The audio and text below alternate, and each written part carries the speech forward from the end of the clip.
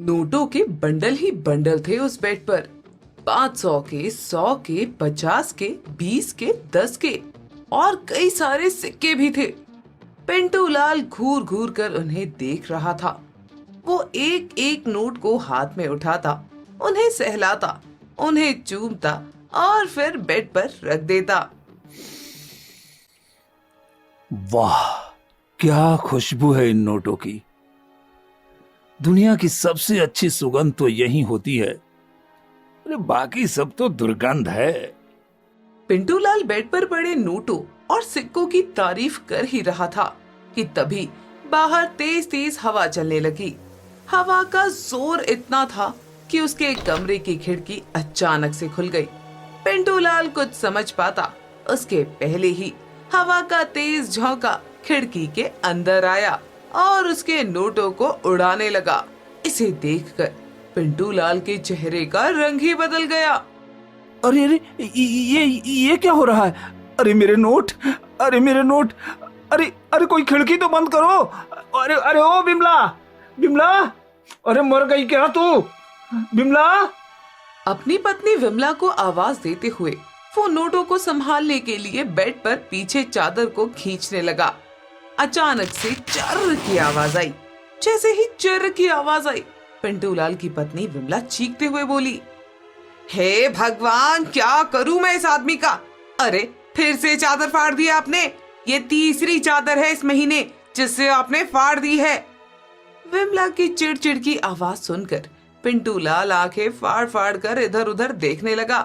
वो बार बार उन नोटों के बंडल को ढूंढ रहा था जिसे वो हवा से बचाने की कोशिश कर रहा था, लेकिन ना तो वो कोई नोट था और ना ही कोई सिक्का। होता भी कैसे? वो ये सब तो सपने में देख रहा था। हो गई तसल्ली? फाड़ दी चादर? अरे पैसा कमाने से आता है, सपने देखने से नहीं। तुम्हारे इस सपने के चक्कर में कितना नुकसान हो रहा है पता है?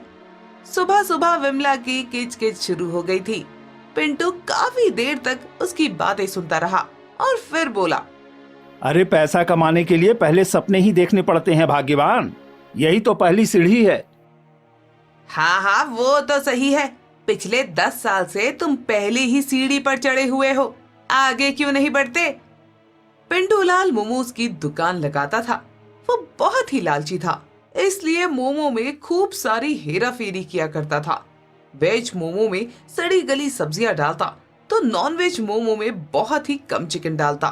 वो ज्यादा से ज्यादा पैसा कमाना चाहता था। वो कमाता भी था, लेकिन इतना भी नहीं कमाता था कि वो आलीशान बंगले में रह सके, बड़ी गाड़ी खरीद सके। बिमला, लोग कहते हैं कि बेईमानी से लोग खूब कमाते हैं, खूब आगे बढ़ते हैं, लेकिन मैं तो नहीं बढ़ रहा। अरे कितना आगे बढ़ाना है आपको? ठीक तो चल रही है हमारी जिंदगी। अरे भाग्यवान, सिर्फ ठीक से काम नहीं चलता। जीवन बेहतरीन होना चाहिए। बड़ी गाड़ी, बड़ा बंगला, तुम्हारे लिए महंगे महंगे सोने के जेवर। अरे इसके बिना भी कोई जीवन है क्या? अरे वो तो ठीक है, लेकिन वो आएगा कैसे? अरे वही तो सोच रहा हूँ भाग्यवान, वो आएगा कैसे? एक बार की बात है, पिंटू लाल अपनी दुकान पर ग्राहकों से घिरा हुआ था। अरे भैया, दिनों दिन चिकन की मात्रा कम करते जा रहे हो अपने चिकन मोमोज में। एक काम करो, चिकन मोमोज बनाना ही छोड़ दो, केवल वेज मोमोज बेचा करो। अरे ऐसा नहीं है भाई, मैं तो अच्छी मात्रा में चिकन डालता हूँ। अरे डालते हो तो वो फिर जाता कहाँ है? मुझे तो एक भी मोमोज में चिकन नहीं मिला। यही हाल रहा तो मैं तुम्हारे यहाँ आना ही छोड़ दूंगा। ऐसा पहली बार नहीं हुआ था, कई बार ग्राहकों ने ये शिकायत की थी। पिंटू लाल इन शिकायतों को लेकर बहुत परेशान हो गया। उसे लगा कि उसकी दुकान बंद हो जाए, इससे अच्छा है कि चिकन की मात्रा बढ़ा दी जाए। आप सोच तो ठीक रहे हो, लेकिन मात्रा बढ़ा दोगे तो फिर और भी कम पैसे बचेंगे।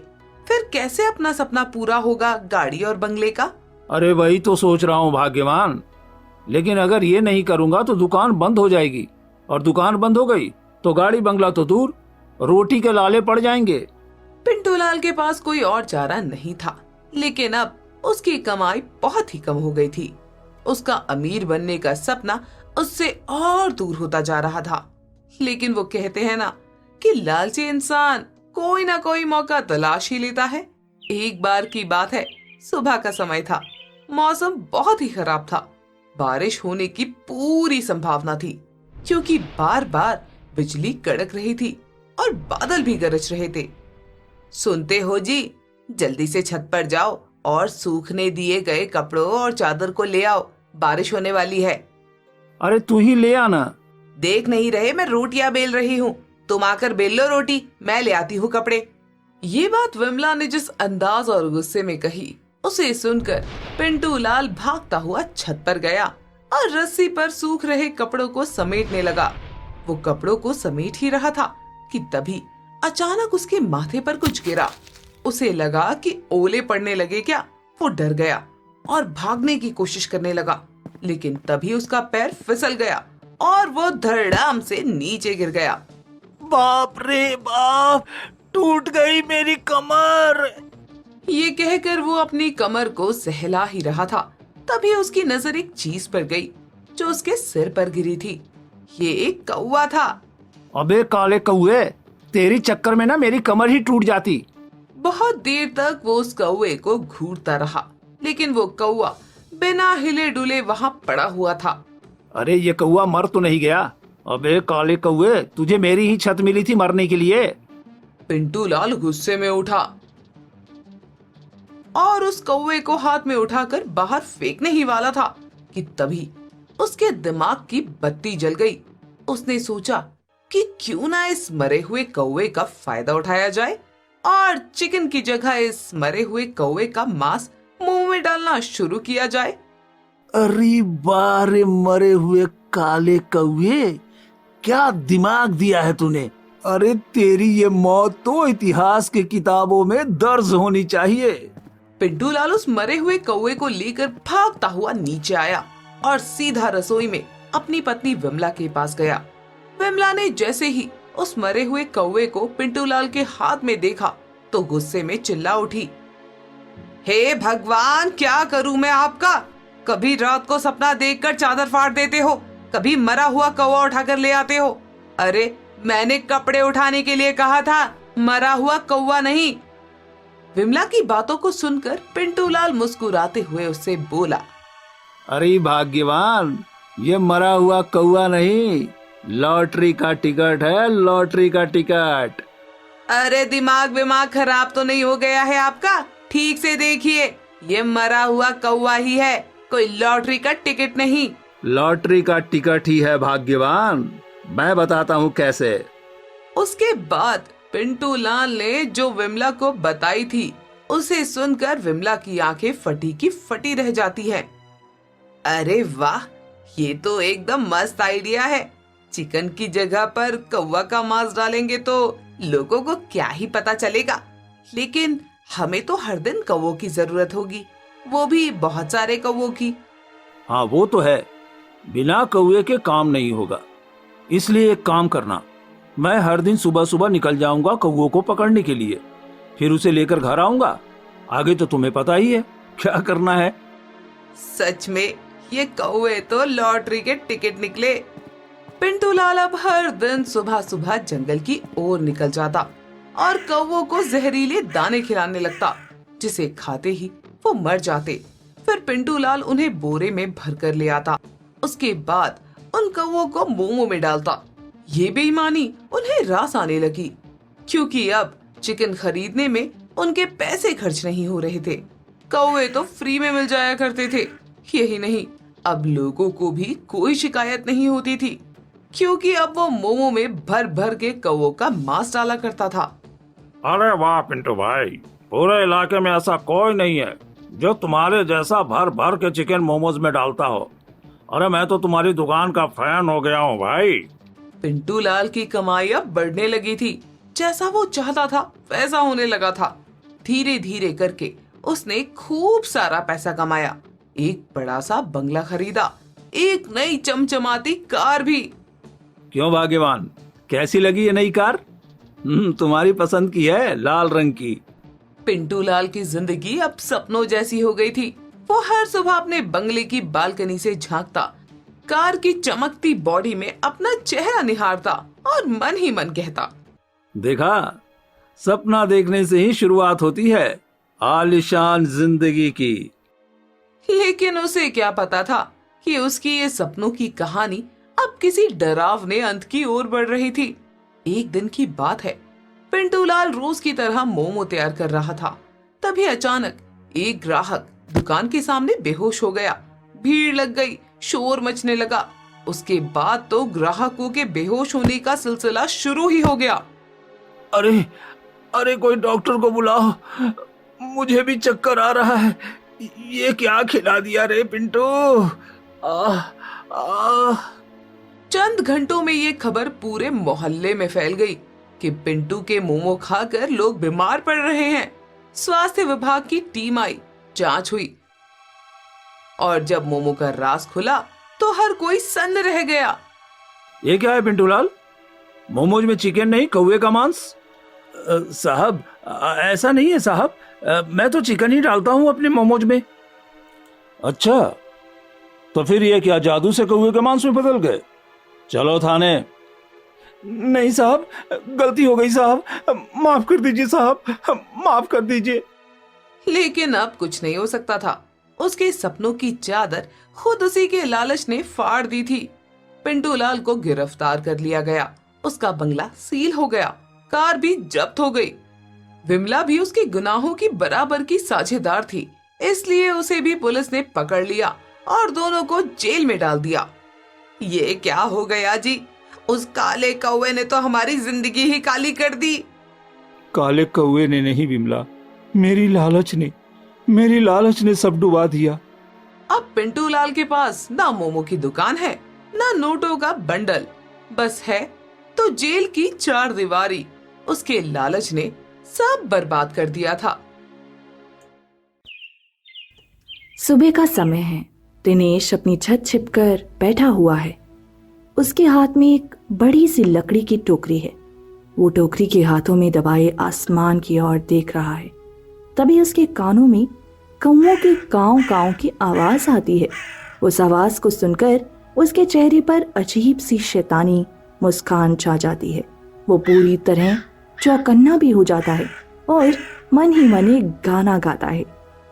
जिसका मुझे था इंतजार, जिसके लिए दिल था बेकरार, वो घड़ी आ गई, आज हमको हद से गुजर जाना है, कल से ज्यादा कौओं को पकड़ लाना है, फिर कौए की बिरयानी बनाना है।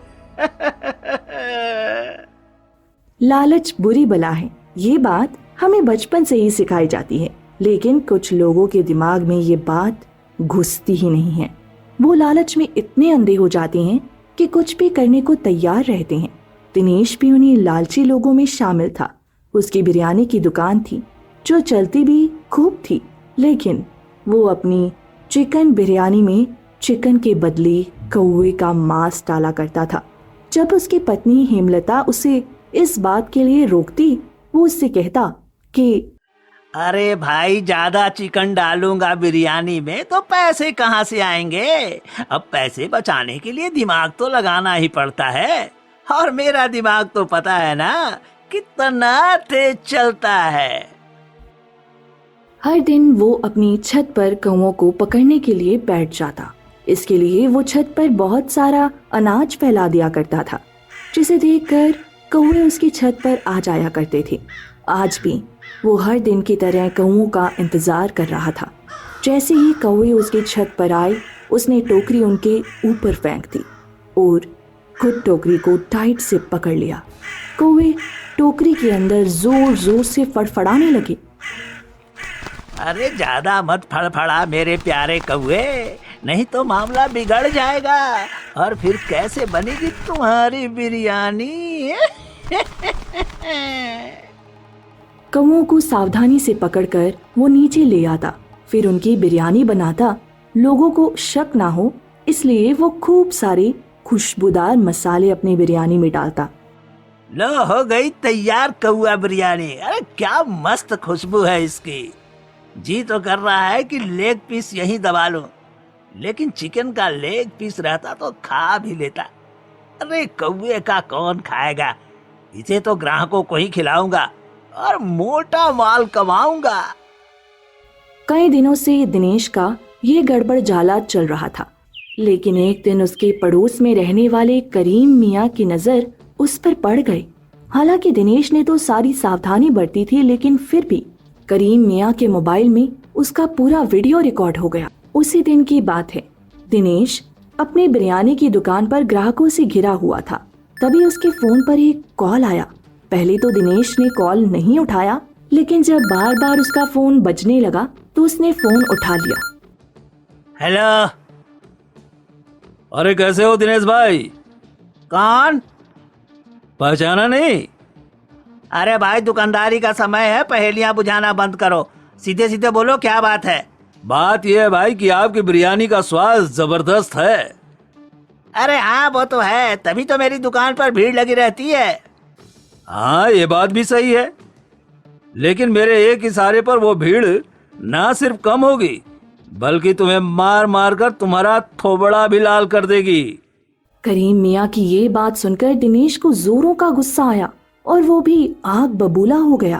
अरे ओए, क्या फालतू बकवास कर रहा है? हैं? कौन है तू? हैं? और भीड़ मुझे क्यों मारेगी? हैं? अरे गुस्से पर थोड़ा बर्फ की सिल्ली रख लो दिनेश भाई। और हाँ, तुम पूछ रहे थे ना कि भीड़ तुम्हें क्यों मारेगी? हाँ हाँ, क्यों मारेगी? तुम्हारी हरकत के कारण, क्योंकि उन्हें कहाँ पता है कि तुम उन्हें चिकन बिरयानी की जगह कौवा बिरयानी खिला रहे हो। दिनेश ने जैसे ही कौवा बिरयानी की बात सुनी, उसके चेहरे का रंग उड़ गया। कौन बोल रहा है? हैं? और ये क्या बकवास कर रहे हो? मैं करीम मियाँ बोल रहा हूँ, तुम्हारा पड़ोसी। और मैं बकवास नहीं कर रहा हूँ, पूरे सबूत हैं मेरे पास तुम्हारी कौवा बिरयानी के। एक सेकंड वेट करो, अभी भेजता हूँ। उसके बाद करीम मियाँ ने एक वीडियो दिनेश के फोन पर भेजा। दिनेश ने जैसे ही उस वीडियो पर क्लिक किया, उसके पैरों तले की जमीन खिसक गई। ओए तेरी, ये कैसे हो गया? अरे कब उसने ये वीडियो बना लिया? अगर ये वीडियो वायरल हो गया तो लोग मुझे इतना मारेंगे, इतना तोड़ेंगे कि कोई डॉक्टर मेरी हड्डी को जोड़ नहीं पाएगा। ओए ओए ओए ओए। दिनेश ये सोच ही रहा था कि तभी फिर से उसके फोन की घंटी बज गई। उसने डरते हुए फोन उठाया। ओए वीडियो देख लिया दिनेश भाई, कैसा लगा? अरे क्या चाहिए, साफ साफ बोलो ना भाई। अब तुम्हारी बिरयानी, मेरा मतलब है कौवा बिरयानी तो चाहिए नहीं होगी मुझे चाहिए कैश, कैश, वो भी पूरे 25,000 रुपए, समझे क्या? अरे 25,000 रुपए? अरे दिमाग खराब है क्या तुम्हारा? हाँ, मैं कहाँ से लाऊंगा इतने पैसे? अरे वो तो मैं नहीं जानता दिनेश भाई, मैं तो बस इतना जानता हूँ कि अगर 25,000 रुपए मुझे कल तक नहीं मिले तो फिर ये वीडियो वायरल हो जाएगा और उसके बाद लोग कौवा बिरयानी नहीं, तुम्हारी बिरयानी खाएंगे। भाई, अरे भाई ऐसा मत करो, ये ठीक नहीं है भाई। दिनेश की बात पर करीम मियाँ जोर जोर से हंसने लगे और उससे कहा कि ठीक नहीं है? अरे क्या ठीक नहीं है? लोगों को कौवा बिरयानी खिलाना ठीक है? हाँ? उनका भरोसा तोड़ना ठीक है? देखो, ज्यादा ज्ञान मत दो, पैसे दो, और वो भी पूरे 25,000। नए नए करारे नोट चाहिए मुझे। करीम मियाँ ये बोल ही रहे थे, तभी उनका फोन स्विच ऑफ हो गया क्योंकि उनकी बैटरी पूरी तरह डिस्चार्ज थी। करीम मियाँ की बात अभी खत्म नहीं हुई थी, इसलिए उसने एक बार फिर से दिनेश को कॉल मिलाया, लेकिन उनका फोन चार्ज में ही लगा हुआ था। और सुनो, तुम पैसों का जुगाड़ करो, कल मैं बताऊंगा कहाँ पैसे लेने आऊंगा। और हाँ, रकम याद है ना? पूरे 25,000, ना 1 रुपये कम, ना 1 रुपये ज्यादा। करीम मियाँ ये बोल ही रहे थे, तभी उनका मोबाइल फोन ब्लास्ट कर गया। क्योंकि वो चार्ज में लगाकर बात कर रहे थे। जैसे ही फोन ब्लास्ट हुआ, करीम मियाँ के चीखने की आवाज दिनेश को सुनाई दी, लेकिन उसे पता नहीं लगा कि आखिर क्या हुआ है। पूरी रात दिनेश को नींद नहीं आई। वो करीम मियाँ के फोन का इंतजार करता रहा। उसने 25,000 रुपयों का जुगाड़ भी कर लिया, लेकिन अगले दिन जब उसे पता लगा कि करीम मियाँ उस मोबाइल के धमाके में अल्लाह को प्यारे हो गए तो अरे वाह रे किस्मत। गजब हो गया ये। मुझे बड़ा ब्लैकमेल कर रहा था, चला गया ना डायरेक्ट ऊपर। मजा आ गया। दिनेश को यकीन नहीं हो रहा था कि जो आदमी उसे रात भर ब्लैकमेल कर रहा था वो अब दुनिया में नहीं रहा। वो तो मन ही मन खुश हो रहा था। और हाँ, लेकिन मुझे थोड़ी सावधानी बरतनी होगी अपने काम में। कहीं ऐसा ना हो कि फिर से कोई मेरा वीडियो बना ले। पर मजा वहीं खत्म नहीं हुआ था। असली ट्विस्ट तो अब शुरू हुआ था, क्योंकि हर बुरे काम का अंजाम तो एक ना एक दिन भुगतना ही पड़ता है। अगले दिन की बात है। दिनेश अपनी दुकान पर बैठा था। अचानक भीड़ में से एक नौजवान उसके पास आता है। अरे भाई साहब, 1 प्लेट बिरयानी देना, और हाँ, चिकन वाली ही देना, कौवा वाला नहीं। अरे ये क्या बोल रहे हो? अरे सच बोल रहा हूँ भाई, यही करते हो ना तुम, लोगों को कौवा बिरयानी खिलाते हो ना तुम। तुम्हें किसने बताया ये सब? हाँ? ये सुनकर दिनेश के हाथ से बिरयानी का डिब्बा छूट जाता है। किसी करीम मियाँ का वीडियो वायरल हो गया है कल रात। सुना है ब्लास्ट से पहले उन्होंने अपने बेटे को सब भेज दिया था। अब तो इंस्टाग्राम, व्हाट्सएप, फेसबुक सब पर वायरल है। कौवा बिरयानी वाला हैशटैग भी ट्रेंड कर रहा है। उसका चेहरा सफेद पड़ जाता है। दिनेश की बातों को सुनकर युवक मुस्कुराते हुए उससे बोलता है। दिनेश के होश उड़ गए। कुछ लोगों ने उसकी वहीं पिटाई शुरू कर दी और उसे मार मार कर अधमरा कर दिया। उसकी दुकान खाली हो चुकी थी। लोग उसके पोस्टर जला रहे थे और वीडियो में सब कुछ साफ था। टोकरी, कौवे और उसकी बिरयानी बनाने का तरीका। ओ भाई, मारो मारो मारो मारो, इसे जान से मारो, बेईमानी की है। कौवा बिरयानी वाला, कौवा बिरयानी, हम लोग पैसे से मारो इसे, कौवा बिरयानी, बेशरम आदमी है। हम लोग को कौवा बिरयानी खिला रहा था, मारो बिरयानी खिला रहा, बिरयानी बना देंगे। अरे अरे अरे भाई, अरे भाई छोड़ दो भाई, अरे छोड़ दो, दया कर दो, अरे छोड़ दो भाई। अरे अरे मत मारो रे, ये क्या? अरे मेरा तो मुंह तोड़ दिया भाई। अरे मार मार के मेरी हड्डी पसली एक कर दी भाई। अरे अरे थोड़ा बिगाड़ दिया भाई। कुछ देर बाद पुलिस की गाड़ी वहां आती है। इंस्पेक्टर बाहर निकलता है। चलिए दिनेश जी, अब थाने में बिरयानी बनाइएगा। बहुत हो गया आपका कौवा बिरयानी बनाने का नाटक। अरे साहब, गलती हो गई साहब। आगे से कौवा तो छोड़िए, मैं किसी पक्षी की बिरयानी नहीं बनाऊंगा। अरे बहुत मारा है लोगों ने। पुलिस वाले दिनेश को थाने ले गए। उस पर मुकदमा चला और उसे 5 साल की सजा हुई। लालच की बिरयानी आखिर पक ही गई, लेकिन खाने वाले इस बार ग्राहक नहीं, खुद दिनेश था।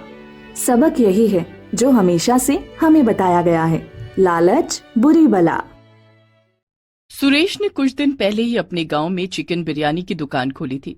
वो लाजवाब चिकन बिरयानी बनाता था और लोग उसकी बिरयानी खाकर उंगलियां चाटते रह जाते थे। सुरेश की चिकन बिरयानी की दुकान अच्छी चल रही थी। लोग उसके बनाए चिकन बिरयानी खाकर उसकी बड़ाई करते नहीं थकते थे। उसके हाथ में न जाने क्या जादू था कि उसकी बनाई बिरयानी सभी को बहुत पसंद आती थी। एक दिन सुरेश अपनी दुकान में बैठे लोगों को बिरयानी परोस रहा था कि तभी रघु आ जाता है। बल्ले बल्ले भगवान जी, आपने मेरा काम अच्छा चलाया है। तुम्हारी कृपा से अच्छी कमाई हो रही है। तभी उसकी छोटी बहन सौम्य आ जाती है। भगवान तो ठीक है भैया, पर ये चमत्कार तो आपके हाथों का है। आप चिकन बिरयानी ही ऐसी बनाते हैं। रेखा की ये बात सुनकर सुरेश जैसे ही ग्राहकों की तरफ देखता है, तभी गुणी लाला वहां आ जाता है और कहता है, अरे सुरेश भाई, मेरे घर वाले तेरी चिकन बिरयानी खाना खाने के लिए हमेशा सिर खाते रहते हैं। भाई 2 किलो चिकन बिरयानी दे दो, ताकि सब तेरी बिरयानी खाए और मेरा सिर बच जाए। ठीक है लाला जी, अभी बिरयानी देता हूँ। ये कहकर सुरेश बिरयानी के बर्तन में झांकता है तो देखता है कि बिरयानी तो लगभग खत्म हो चुकी थी। अरे लाला जी, बिरयानी तो खत्म हो चुकी है। ओहो, खत्म हो गई, अब क्या करूं? तो परेशान क्यों होते हो लाला जी, मैं अभी बिरयानी बनाकर तुम्हारे घर भिजवा देता हूँ। हाँ, ये भी ठीक रहेगा भैया। सुरेश ने अपनी चिकन बिरयानी के लिए चिकन सपना के फार्म से खरीदता था। एक दिन वो मुर्गियां खरीदने के लिए सपना के फार्म पर आता है तो सपना कहती है, बताओ जी, कितना बच्चा दूं आपको? 10 बच्चे दे दो सपना जी। लो, कर लो बात, बस 10 बच्चे। ठीक है, तो 2000 निकाल कर रखो हमरा हथेली पर। पर पहले तो 1000 रुपए का 10 चिकन देती थी। ओ जमाना गया जी, लेना हो तो लो वरना रास्ता नापो। हाँ। ये सुनकर सुरेश अपनी दुकान पर चला जाता है और कुछ देर बाद उसकी दुकान पर गांव का मुखिया गजेंद्र और उसकी पत्नी शारदा बिरयानी खाने के लिए आते हैं। अरे सुरेश, चिकन बिरयानी कैसे दिया भाई? 100 रुपए का 1 प्लेट बिरयानी दिया मुखिया जी। ठीक है, 2 प्लेट बिरयानी दे दो। सुरेश की चिकन बिरयानी चख कर मुखिया और उसकी पत्नी दोनों के चेहरे खिल उठते हैं और वे सुरेश से कहते हैं, वाह भाई वाह सुरेश, तुमने चिकन बिरयानी तो एकदम लाजवाब बनाई है। हाँ, पर तुम बहुत सस्ती बिरयानी बेचते हो। शहर में तो ऐसी बिरयानी की 1 प्लेट का रेट कम से कम 500 रुपए होता है। ये सुनकर सुरेश हैरान से रह जाता है। ये आप क्या कह रही हैं ताई? क्या मेरी चिकन बिरयानी की प्लेट सच में 500 रुपए की बिक सकती है? अरे क्यों नहीं बिक सकती, बिल्कुल बिक सकती है। इतनी लजीज चिकन बिरयानी इससे कम में तो बेचना बेवकूफी कही जाएगी। पर मैं इतना भी बेवकूफ नहीं हूँ ताई। मुखिया और उसकी पत्नी तो बिरयानी खाकर वापस चले जाते हैं, मगर सुरेश को लालच की घूंटी पिला जाते हैं। लालच में आकर वो सोचता है, 500 रुपए की 1 प्लेट बिरयानी मतलब 5 गुना फायदा। अब तो प्लेट का दाम बढ़ाना ही पड़ेगा भाई। यही सोचकर सुरेश अगले ही दिन से अपनी चिकन बिरयानी की प्लेट का दाम बढ़ा देता है। अरे चिकन बिरयानी की प्लेट कितने की दी सुरेश भाई? चिकन बिरयानी की प्लेट तो आज से 500 रुपए की हो गई है भाई। हैं? 500 रुपए की प्लेट? 1 प्लेट में पूरा चिकन देने लगे हो क्या सुरेश भाई? चिकन बहुत महंगा हो गया है, इसलिए चिकन बिरयानी भी महंगी हो गई है। सस्ती चिकन बिरयानी तो भूल ही जाओ भाई। कहो, दो क्या बिरयानी? अरे ना भाई, 5 स्टार होटल के रेट की चिकन बिरयानी खाने की औकात नहीं है मेरी। ये कहकर ग्राहक चला जाता है और उस दिन कोई भी ग्राहक उसकी दुकान पर बिरयानी खाने के लिए नहीं आता। सुरेश सारा दिन दुकान पर बैठकर ग्राहकों का इंतजार करता रहता है और शाम तक कोई भी उसकी चिकन बिरयानी खाने के लिए नहीं आता। उसकी एक भी प्लेट बिरयानी नहीं बिकती। सुबह ही पतीला भरकर चिकन बिरयानी बनाई थी, एक भी प्लेट नहीं बिकी। अब ये बिरयानी तो खराब ही हो जाएगी। मैंने तो आपसे पहले ही कहा था भैया कि ज्यादा कमाई का लालच मत करो, पर आप नहीं माने। चुप करो बहना, तुम नहीं जानती कि कमाई कैसे करनी चाहिए। मतलब बढ़िया कमाई ना हो तो काम करने का मजा ही क्या है। सुरेश के ये कहने पर उसकी बहन रेखा चुप होकर घर चली जाती है और वो बिरयानी को सूंघ कर देखता है तो उसके दिमाग में बदबू चढ़ जाती है। अरे रे रे रे रे, बिरयानी तो सड़ गई है, देखो तो कैसी बदबू फैल रही है। अब इसका क्या करूं? अरे क्यों ना सपना की मुर्गियों के आगे फेंक दूं, वे खाएंगी तो सपना खुश हो जाएगी और हो सकता है मुर्गियों का दाम थोड़ा घटा दे। यही सोचकर सुरेश उस खराब बिरयानी को सपना की मुर्गियों के सामने फेंक देता है। लेकिन जैसे ही वो बिरयानी फेंकता है उसी समय वहां बहुत सारे कौवे आ जाते हैं। मुर्गियों के बीच कौवे देखकर सुरेश फूला नहीं समाता। तभी उसे बढ़िया कमाई करने का एक नया और एक अनूठा उपाय सूझ जाता है। अरे वाह, चिकन की जगह कौवा भी काम आ सकता है। अगर मैं चिकन बिरयानी की जगह कौवा बिरयानी बनाकर बेचूं तो कमाई ही कमाई हो सकती है। कौवे फ्री में मिल जाएंगे, सपना से मुर्गियां खरीदने की जरूरत ही नहीं होगी। सच में फायदा ही फायदा होगा भाई। यही सोचकर अगले ही दिन से सुरेश चिकन बिरयानी की जगह कौवा बिरयानी बनाकर बेचने लगता है और बिरयानी की प्लेट का दाम भी 100 रुपए से 60 रुपए प्लेट कर देता है। ये देख उसकी दुकान पर ग्राहकों की भीड़ लग जाती है। अरे सुरेश भाई, चिकन बिरयानी की प्लेट 100 से 60 रुपए, ये कैसे भाई? ये सब आप लोगों का प्यार है भाई, आप लोगों को चिकन बिरयानी खिलाने की आदत जो पड़ गई है। सुरेश ये कह ही रहा होता है कि तभी गुणी लाला चिकन बिरयानी खाने के लिए आ जाता है। अरे सुरेश, जल्दी से 1 प्लेट बिरयानी दो भाई, तुम्हारी बिरयानी का स्वाद चखने का बड़ा मन है। बहुत दिन हो गए ना तुम्हारी बिरयानी खाए। तो खाओ ना लाला, मैं अभी बिरयानी देता हूँ। ये कहकर सुरेश गुणी लाला को बिरयानी देता है और वो बिरयानी खाने लगता है। मगर बिरयानी में मुर्गे की टांग की जगह कौवे की टांग देखकर लाला कहता है, अरे सुरेश भाई, ये चिकन बिरयानी खिला रहे हो या कौवा बिरयानी? इसमें टांग तो कौवे की लगती है। ये क्या कह रहे हो लाला? भला कौवा बिरयानी भी कोई बनती है? समझो मुर्गा भी बहुत छोटा था, इसलिए उसकी टांग कौवे जैसी लग रही है। तो ये बात है सुरेश भाई, और नहीं तो क्या लाला। सुरेश के ये कहते ही गुणी लाला सारी बिरयानी चट कर जाता है और फिर सुरेश से कहता है, वाह भाई सुरेश, तुम्हारी चिकन बिरयानी खाकर सच में मजा आ गया। वो तो आना ही था लाला, तुम तो खामखा चिकन बिरयानी को कौवा बिरयानी समझकर परेशान हो रहे थे। अब देखा बिरयानी खाकर मजा आ रहा है ना? हाँ भाई, ये लो पैसे, अब मैं चलता हूँ। ये कहकर गुड़ी लाला सुरेश को बिरयानी के पैसे देकर जाने लगता है, मगर तभी उसके गले से कौवे की आवाज आने लगती है। का क्या? अरे कमबख्त, ये क्या मेरे गले में तो कौवे की आवाज आने लगी? क्या क्या? अरे मैंने चिकन बिरयानी खिलाई थी लाला, फिर काव काव क्यों कर रहे हो? करना है तो कुकड़ू कू करो। वहाँ और भी बहुत सारे ग्राहक कौवा बिरयानी खा रहे थे। गुड़ी लाला के गले से निकलने वाली कौवे की आवाज सुनकर वो सभी सुरेश की तरफ देखने लगते हैं। उन्हें बिरयानी पर शक होने लगता है। तभी गणपत नाम का एक पहलवान उठकर सुरेश के पास आता है। अबे वो सुरेश, सच बता दियो वरना तुम्हारी टेढ़ी पिटाई करूंगा। ये कहते कहते पहलवान के गले से भी कौवे की आवाज आने लगती है। अबे वो कमबख्त सुरेश, तूने सच में हम सबको कौवा बिरयानी खिलाई है? तुम सही कहते हो पहलवान जी। काव काव। तभी देखते ही देखते वहाँ बैठे सब ग्राहकों के गले से कौवे की आवाज आने लगती है। काव काव। कमबख्त ने चिकन बिरयानी के नाम पर कौवा बिरयानी खिला दी है भाइयों, सारे मिलकर इसकी खबर लो। अब हम तुझे नहीं छोड़ेंगे सुरेश। काव काव। अरे मारो इस काव काव। ये देखकर सुरेश की सिट्टी पिट्टी गुम हो जाती है। वो बहुत घबरा जाता है। अरे मुझे क्या पता था कि कौवा बिरयानी खाकर इन सबके गले में कौवा फंस जाएगा। अब तो भागकर ही जान बचेगी सुरेश, चल भाग ले बेटा।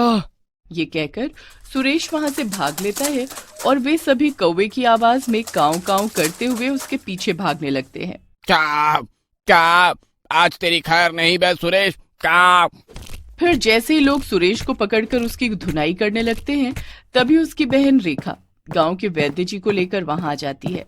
अरे मान जाइए, गांव का कानून अपने हाथ में मत लीजिए, उन्हें मत मारिए भाई। काव काव। इसने हमें कौवा बिरयानी खिलाई है, हम इसे नहीं छोड़ेंगे। हमारे गले में कौवा फंस गया है, इस काव काव को अब कौन निकालेगा? ये वैद्य जी किस लिए हैं भाइयों? ये आपके गले से कौवे को निकाल देंगे। बिल्कुल ठीक बोली लड़की। ये लो कौवा काव काव मार भगाओ गोली, एक एक गोली खाओ और काव काव से छुटकारा पाओ। ये कहकर वैद्य जी सबको एक एक गोली देते हैं और उस गोली के गले के अंदर जाते ही सबकी काव काव बंद हो जाती।